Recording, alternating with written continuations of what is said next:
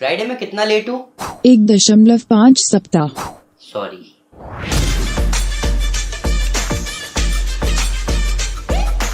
तो guys, San Diego Comic Con कब का खत्म हो चुका है और वो हमें छोड़ चुका है कई सारे जबरदस्त ट्रेलर्स के साथ। हमें से कई फैंस बड़ी उम्मीद लगा के बैठे थे कि शायद Marvel studios Avengers infinity war का भी ट्रेलर पब्लिक करेगा, लेकिन ऐसा हुआ नहीं। पर मार्वल स्टूडियोज ने हमें थॉर रैग्नारॉक का जबरदस्त ट्रेलर दिखाया, जिसमें हमें एक नहीं दो नहीं कई सारे डिटेल्स दिखे।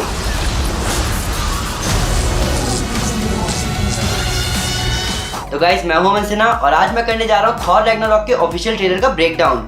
स्पॉयलर्स का ध्यान रखते हुए चलिए शुरू करते हैं। ट्रेलर शुरू होते ही हमें दिखता है प्लैनेट सकार, जो कि हमें पहले ट्रेलर में भी दिखा था, पर इस ट्रेलर में हमें एक अच्छा व्यू मिल रहा है सकार की कैपिटल सिटी का।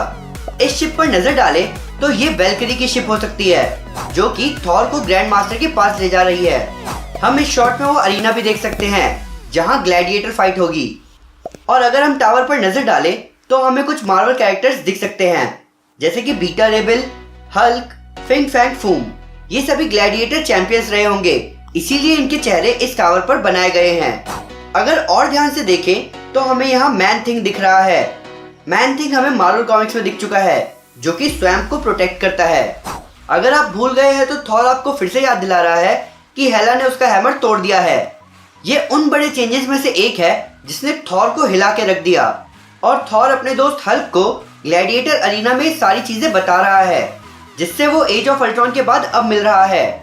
हमें कॉमिक कॉन में ये पता चला कि ये इवेंट्स एज ऑफ अल्ट्रॉन के इवेंट्स के 4 साल बाद के इवेंट्स हैं, जिसमें 2 साल ब्रूस बैनर हल्क बना रहा, जिसका मतलब ब्रूस को उन 2 साल के इवेंट्स का कोई आइडिया नहीं है, इसीलिए थॉर उसे ये सब बता रहा है।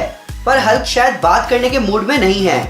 थॉर आगे बताता है कि वो खुद को ढूंढने की राह यानी जर्नी ऑफ सेल्फ डिस्कवरी पे निकला था, और इस शॉट में उसके बाल बड़े हैं। ये सीन तब का है जब थॉर प्लैनेट सकार पे पहुंचता है और वेल्क्री उसे पकड़ के ग्रैंड मास्टर के पास ले जाती है।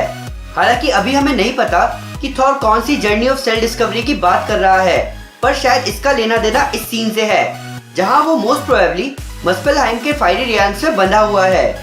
इस ट्रेलर में जो गाना बज रहा है वो है मैजिक स्वॉर्ड ग्रुप का in the face of evil. साथ ही साथ हमें मार्वल स्टूडियोज का लोगो ग्रीन होता हुआ दिखता है, जो कि बता रहा है कि ये मूवी जितनी थॉर पे फोकस करेगी उतनी ही हल्क पर भी फोकस करेगी। आगे हम देखते हैं थॉर और ब्रूस बैनर को खिड़की से बाहर देखते हुए, जहां उन्हें एक बड़ा सा पोर्टल दिख रहा है। वैसे तो पूरे प्लेनेट पर कई सारे पोर्टल हैं, पर ये पोर्टल सबसे बड़ा दिखाई दे रहा है। सबसे बड़ी बात तो यहाँ ये है कि ब्रूस बैनर वापस ह्यूमन बन चुका है, पर क्योंकि वो कई समय से हल्क फॉर्म में था तो उसे कोई आइडिया नहीं है कि क्या हो रहा है, और इसीलिए थॉर उसे सारी बातें बता रहा है। आगे हमें पोर्टल का क्लोज लुक मिलता है। इसी शॉट में हम इस शिप को देख सकते हैं। ये शिप हमें ट्रेलर में बहुत बार दिख चुकी है, और ऐसा लग रहा है कि ये बहुत इंपॉर्टेंट है मूवी में, क्योंकि हमने इस शिप के इमेज को केविन फाइगी के हैट पर भी देखा था कॉमिक कॉन में।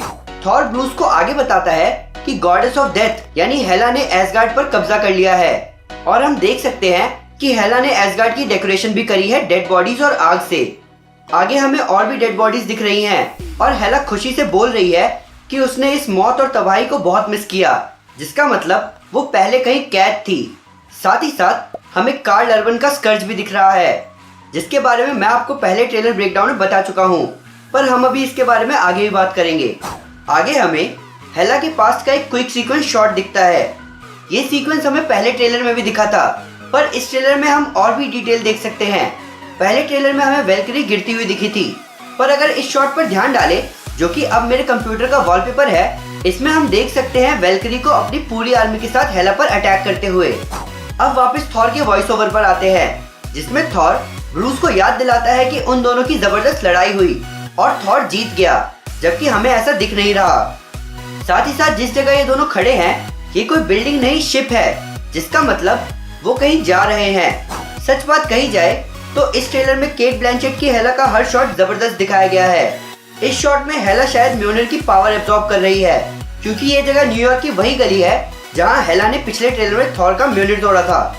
आगे अगर इन दोनों सीन्स पर नजर डालें तो एक पास्ट है और एक प्रेजेंट, जिसमें हेला अकेली पूरी आर्मी से लड़ने जा रही है, और जो आदमी एसगार्डियन आर्मी के सामने खड़ा है वो है होगन, जो कि वॉरियर्स 3 में से एक है। पर फिर सवाल उठता है कि फेंड्रल और वोल्स्टेक कहाँ है। फेंड्रल का तो पता नहीं, पर फिलहाल कॉमिक्स में वोल्स्टेक के पास अल्टीमेट म्योनिर है और वो बन चुका है वॉर थॉर। फिर यहाँ हेला कह रही है कि अब एसगार्ड को वो अपने हिसाब से रिक्रिएट करेगी, जबकि थॉर कह रहा है कि हेला रैग्नारॉक लेके आएगी, यानी सबका अंत। आगे इसी सीन में हम स्कर्ज और हेला को एक साथ देख सकते हैं। ये वही जगह है जहाँ से हेमडाल बाइफ्रॉस्ट ब्रिज को कंट्रोल करता था और हम पीछे उसकी तलवार को भी देख सकते हैं। तो सवाल उठता है कि ये दोनों करना क्या चाहते हैं, और शायद हमें जवाब आगे के शॉट्स में दिखे। इसी सीक्वेंस में हमें एक और शॉट दिखता है जहाँ हेला बहुत सारे ब्लेड्स से वेल्किरी की आर्मी पर अटैक कर रही है। ये शायद हेला का सिग्नेचर मूव है मूवी में, क्योंकि हमने उसे ट्रेलर में ऐसा करते हुए कई जगह देखा। आगे इस सीन में हम देख सकते हैं थॉर और बैनर को एक होते हुए, और अगर ध्यान से देखें तो हमें पता चल रहा है कि ब्रूस बैनर ज्यादा सोशल नहीं है, क्योंकि वो थॉर के फिस्ट बम्प पे हाई फाइव दे रहा है। तो इसी सीक्वेंस से थॉर कह रहा है कि वो एक टीम बना रहा है हेला को हराने के लिए, और ये बहुत ऑब्वियस बात है क्योंकि उसका हैमर टूट चुका है। तो अब देखते हैं कि टीम में कौन कौन है। थॉर की टीम में हल्क यानी ब्रूस बैनर तो है ही, पर उसके अलावा उसकी टीम में है वेल्किरी। हालांकि हम नहीं जानते कि थॉर उसे कन्विंस कैसे करेगा एसगार्ड चलने के लिए। आगे के शॉट में हम उसे लहराते हुए आगे आती देख सकते हैं। इस शॉट में उसने अपना एसगार्डियन आउटफिट पहना है, एक सिल्वर आर्मर ब्लू केप के साथ, पर पीछे वो दिवाली क्यों बनी है ये नहीं पता। पर ये शिप वही शिप है जो हमें पहले दिखी थी, और ये जगह बाइफ्रॉस्ट है जहाँ हेला के डेड सोल्जर्स वापस डेड हो गए। थॉर की टीम का अगला मेंबर होगा थॉर का धोखेबाज भाई, जिसपे थॉर हमेशा भरोसा कर लेता है, पर अंत में वो धोखा जरूर खाता है। तो इस मूवी में शायद लोकी के थोड़े अलग रंग दिखे। इसी सीक्वेंस में हम ब्रूस की शक्ल देख सकते हैं, और अगर हमें याद हो तो आखिरी बार जब हमने हल्क और लोकी को एक साथ देखा था तो नजारा कुछ ऐसा था।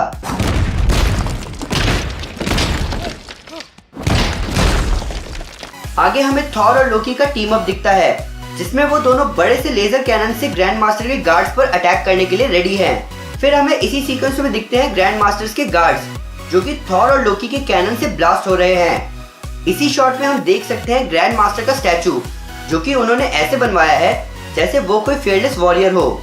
कॉमिक कॉन में कंफर्म हो चुका है कि ग्रैंड मास्टर और कलेक्टर एल्डर होने के साथ साथ भाई भी हैं, जो कि अपने अपने शौक के साथ अपना वक्त काटते हैं। कलेक्टर कलेक्ट करता है और ग्रैंड मास्टर फाइट्स करवा के अपना मनोरंजन करते हैं। इसके बाद हमें दिखता है फेनरिस वुल्फ, जो कि कॉमिक्स में लोकी का बेटा है।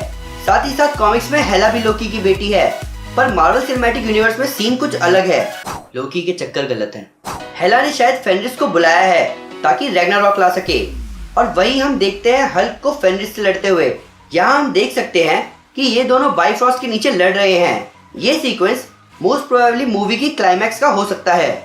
आगे हमें स्कर्ज दिखता है 2 असॉल्ट राइफल्स के साथ, जिसके साथ हमने उसे पहले ट्रेलर में भी देखा था।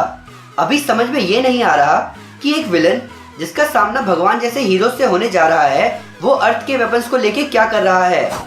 इसके ठीक बाद हमें कॉर्क दिखता है, जो कि एक क्रोनन है। कॉर्क के बारे में मैं पिछले ट्रेलर ब्रेकडाउन में बता चुका हूँ, तो अभी नजर डालते हैं इस शॉट पर। यहाँ हम देख सकते हैं कॉर्क को हेला की डेड आर्मी से निपटते हुए।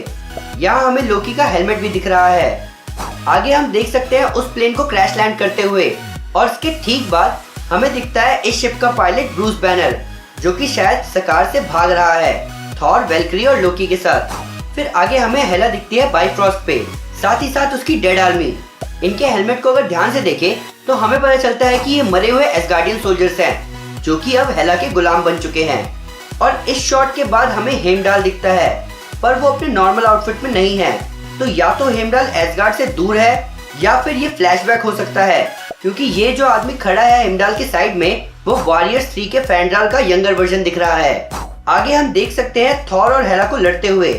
इस सीन में थॉर के हाथ में ओडिन का भाला गंगनेर है, जिसे हेला आराम से रोक पा रही है। शायद इसी सीन में हेला थॉर को गिरा के अपने बारे में बता रही है। इसके ठीक बाद हमें पता चल रहा है कि हेला बाइफ्रॉस्ट पर क्या कर रही है। यहाँ हमें थॉर और उसके पीछे लोकी दिख रहा है बाइफ्रॉस्ट से जाते हुए, और लोकी पीछे मुड़ के हेला को देख रहा है, जो कि लोकी को धक्का देके थॉर के पीछे जा रही है। तो शायद इसी वजह से थॉर और लोकी सकार पर अलग अलग हालातों में पहुंचे। आगे हम देख सकते हैं हेला को अपने सिग्नेचर मूव परफॉर्म करते हुए, जहां वो ब्लेड्स की बरसात कर रही है हमारे हीरोज पर। और इसके ठीक बाद हम देखते हैं हमारे हीरोज और लोकी को हेला के सामने। यही थॉर हेला को बताएगा कि वो किस चीज का गॉड है। बेसिकली म्योनिर बस थॉर का हथियार है। वो थॉर की वर्दीनेस साबित करता है, पर उसके बिना भी थॉर गॉड ऑफ थंडर तो है ही। टाइटल कट के बाद हम थॉर और हल्क को बात करते हुए देखते हैं। हम देख सकते हैं कि हल्क पहले से अलग दिख रहा है, पर डायरेक्टर टाइका वाइटिटी कह चुके हैं कि उनकी टीम अभी भी CGI पर काम कर रही है, जिसका मतलब हमें मूवी में हल्क ट्रेलर से अलग दिख सकता है। और इससे पहले कि ट्रेलर खत्म हो, हमें दिखता है ये सीन जिसमें हल्क फायर डीमन सर्टर से लड़ने जा रहा है। कॉमिक्स में सर्टर रैग्नारॉक स्टोरी लाइन का एक इम्पॉर्टेंट पार्ट है, जिसके बारे में मैं आपको व्हाट इज रैग्नारॉक वाली वीडियो में बता चुका हूँ। तो गाइज ये थे वो सारी डिटेल्स जो हमने नोटिस करे थॉर रैग्नारॉक के ऑफिशियल ट्रेलर में। पर फिर भी हमसे अगर कोई डिटेल मिस हो गई हो या आपको कोई नया फैक्ट पता चला है रैग्नारॉक के बारे में, तो प्लीज हमें कमेंट में जरूर बताएं। साथ ही साथ हमें ये बताएं कि आप किस कैरेक्टर को देखने के लिए सबसे ज्यादा बेचैन है। बेचैन? ऊपर से लेटेस्ट सुपर हीरो न्यूज और हमारी वीडियो से रिलेटेड अपडेट्स के लिए हमें फेसबुक, ट्विटर, इंस्टाग्राम और गूगल प्लस पे फॉलो करना ना भूलें। अब हम ऑनलाइन हो चुके हैं। तो गाइस अगर आपको ये वीडियो पसंद आई तो प्लीज इस वीडियो को लाइक और शेयर जरूर करें, और ऐसे कई सारे सुपर कंटेंट के लिए हमारे चैनल को सब्सक्राइब करना ना भूलें। Thank you guys, this is Aman Sinha and you are super super. Piece.